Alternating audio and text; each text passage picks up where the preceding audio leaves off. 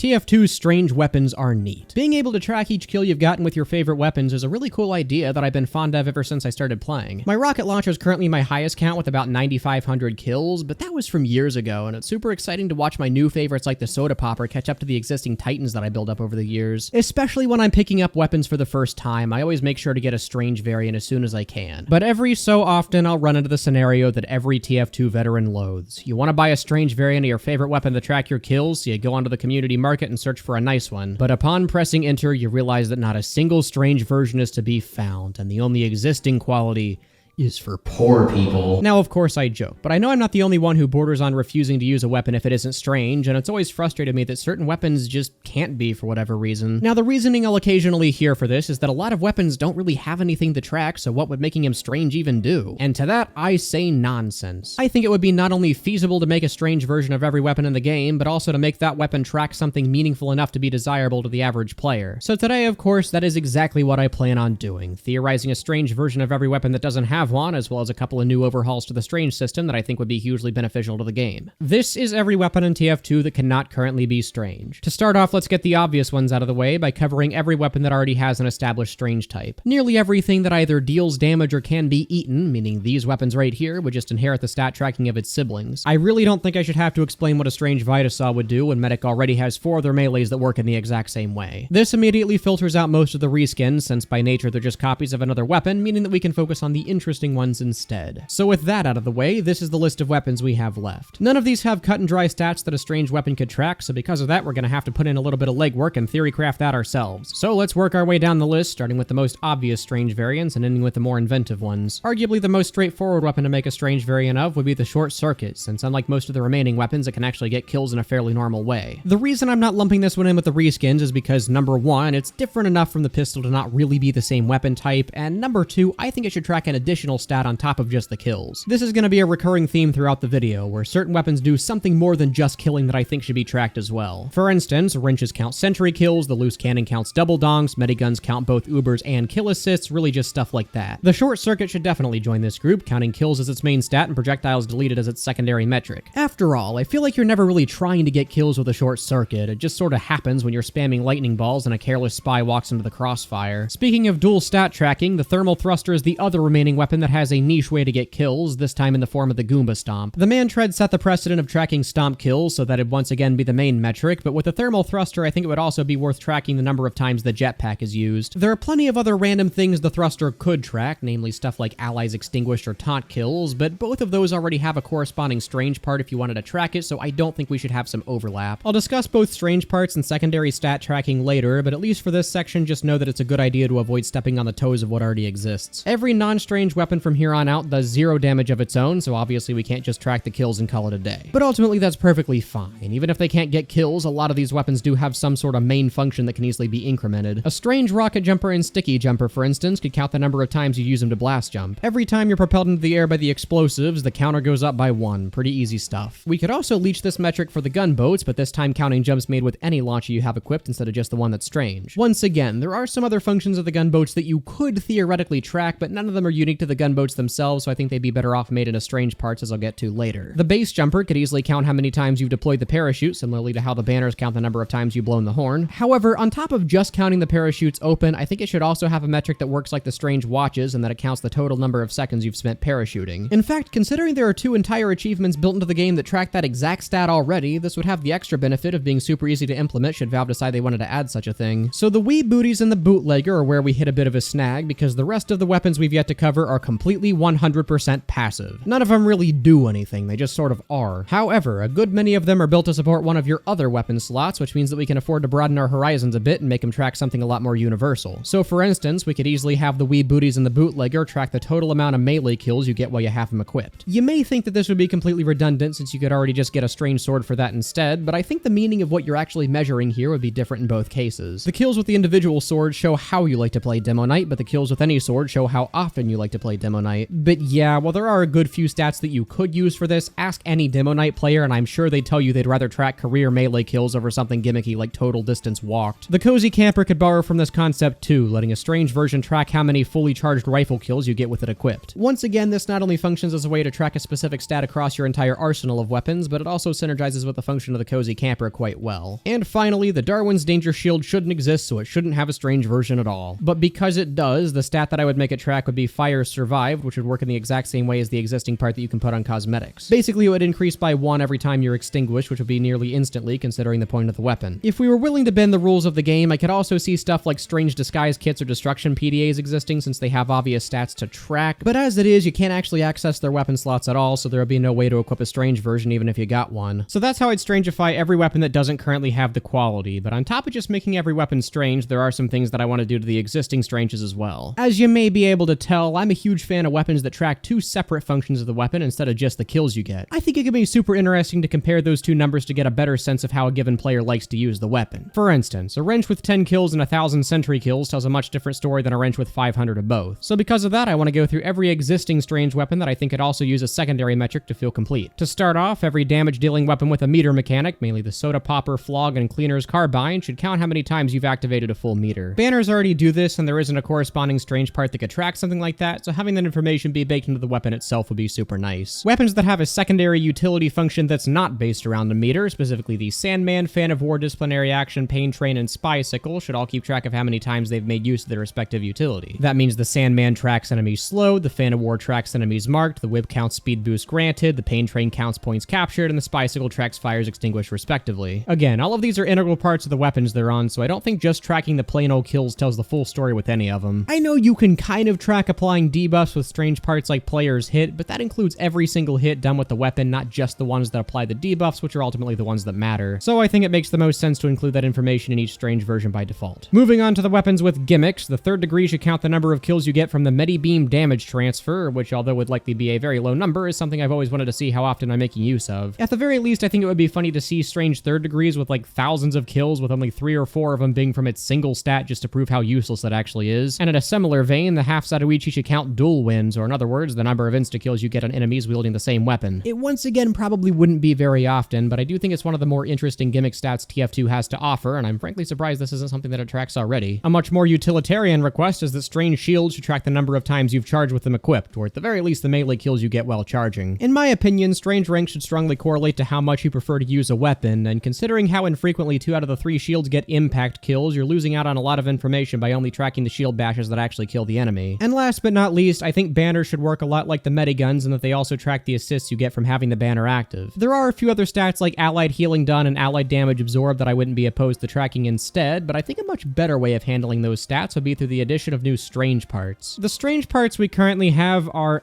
certainly something. Stuff like dominations, critical kills, and headshot kills are super nice to be able to track, and even the more niche stats like taunt kills and kills on specific classes have their uses too. But why can you track stuff like kills while it's a full moon, kills while you're completely underwater, and especially robots destroyed during Halloween time? Something as basic as kill assists can't be tracked at all. It feels like Valve's priorities were a bit off here. So I've come up with a list of 10 new strange parts that I think could be added to the game on top of everything I've mentioned so far, just because I'm baffled we don't have them already. Mini crit kills, which would be super useful when paired with stuff that gets forced mini crits like the Sydney Sleeper or Cow Mangler. Bleed kills and afterburn kills, because even though posthumous kills is a thing already, I want to know how many enemies I finished off with damage over time effects while I'm still alive. Environmental kills, which would track how many times you finish someone off with that specific weapon. This would obviously be great on anything that deals knockback, but even weapons like the Market Gardener would appreciate this too for soldier duels. Self-healing done, which would be geared toward weapons like the Black Box and Kunai, as well as anything with health regeneration to keep track of their healing on top of their kills. Kill assists, which would pair well with weapons like the Girardi and Fan of War, which are prone to setting up kills for teammates. Reflect kills, which would basically just be a better version of projectiles reflected that actually shows you the more meaningful stat. If nothing else, you could put both of them on a flamethrower and compare the two numbers to see how many of your reflects actually kill. Backstab kills, because headshot kills is a thing already, but this one isn't for some reason. Building repairs given, which would go on weapons like the wrenches and the Rescue Ranger for obvious reasons to track how much they've repaired the buildings. And finally, damage absorbed, which would go on weapons that provide you with a damage resistance and track how much damage you've negated by having them equipped. These 10 strange parts would make fantastic additions to the game, and in my opinion, Valve is leaving money on the table by not adding him to a new crate. So those are my thoughts, opinions, and general overhaul ideas on TF2's Strange system. Like I said in the beginning, I've always been bummed that some of my favorite looking items like the Nostromo Napalmer and Eureka Eureka effect of zero way of tracking the amount of kills you get with them. As to how you could add the new stranges, I've always been impartial to a universal strangifier item that could be applied to any existing weapon as long as it's not a war paint. That way, on top of having everything conveniently packed into a single item, Valve could easily circumvent the licensing issues that would come with putting some of the promo weapons into a crate. Regardless though, I sincerely hope these get added to the game in some way, shape, or form in the future, because at the end of the day, all it requires Valve to do is change like one line of code in a new item. Anyway, this was a different sort of what-if video that I wanted to experiment with just because I found it interesting. As always, feedback is appreciated. If you enjoyed this video, make sure to like. If you hated this video, you're probably strange but not in the kill tracking way, and most importantly, have a good one.